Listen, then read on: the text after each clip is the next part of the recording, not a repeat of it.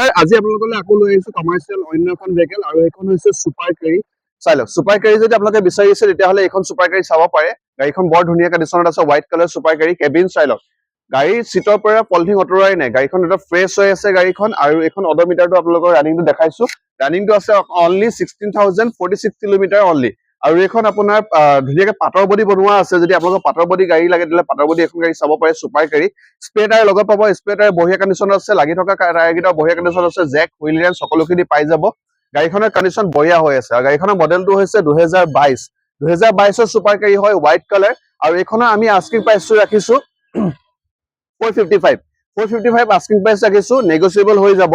On table আপোনালোকে discussion কৰিলে আমি নেগচিয়েবল কৰি দিম, ভালদৰে নেগচিয়েবল কৰি দিম। আৰু লগতে আপোনালোকৰ এক্সচেঞ্জ ফেচিলিটিও পাই যাব। আগতে আপুনি যদি ৰিফাইনেন্স গাড়ী ল'ব বিচাৰিছে, ৰিফাইনেন্সৰ ফেচিলিটিও আপোনালোকৰ আমি আগবঢ়াম। আপোনালোকে আহি গাড়ীখন চাবৰ কাৰণে ফিজিকেলি মাললী ঢেকৰগড় ৰোড, যোৰহাট ৰিচা কাপ্লেছ আহিব লাগিব।